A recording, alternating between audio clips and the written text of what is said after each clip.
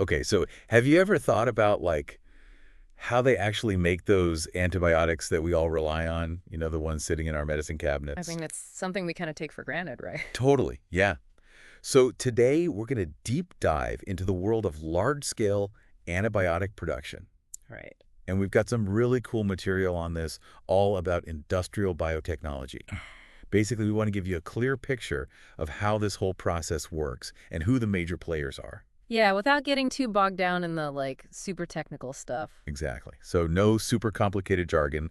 We'll be looking at specific antibiotics, the main methods they use to produce them, that sort of thing. Think of it as a behind the scenes tour of modern medicine, you know? Love that. Uh, Okay, let's jump right in. So our source tells us antibiotics are, get this, microbial secondary metabolites. Whoa, that sounds complicated. I know, right? Sounds a bit jargony. Yeah. But basically what it means is these are compounds, right? Okay. Produced by those tiny little microorganisms. Mm-hmm. And they're not like absolutely essential for the microbes to like grow and survive. Interesting. But they have this amazing ability to fight off other microorganisms, especially bacteria. So they're like the microbe's secret weapon. Exactly. It's kind of wild to think about these tiny organisms making something so important for us. It is, yeah. It's amazing how nature works. Right. So Yeah. how do we actually make these life-saving medicines on a huge scale? Well, the main way is through something you've probably heard of, fermentation. Oh, like making beer or yogurt? Yeah, pretty similar concept.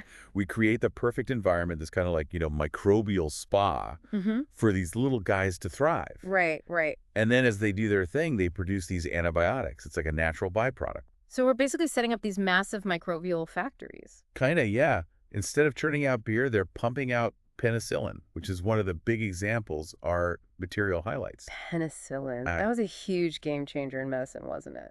Absolutely massive. And the other one they mentioned is erythromycin, another really important antibiotic, Mm-hmm. especially for people who are like allergic to penicillin or can't take it for whatever reason. I've definitely heard of that one. So both of these are made using this fermentation process, but with different microbes, right? Exactly. It's incredible to think that discovering penicillin and then figuring out how to mass produce it through fermentation basically revolutionized how we treat infections. Yeah. It like dramatically reduced deaths.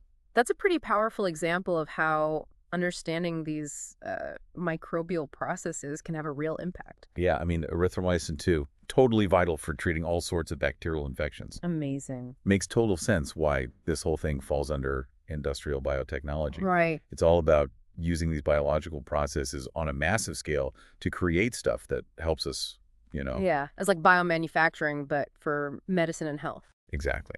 And our source even gives us some helpful tags here, like hashtag industrial bio, hashtag antibiotic, hashtag fermentation, hashtag penicillin, hashtag erythromycin. It kind of shows how all this knowledge is organized and how it connects to other fields. It's like a map for exploring this whole area. Exactly. And get this.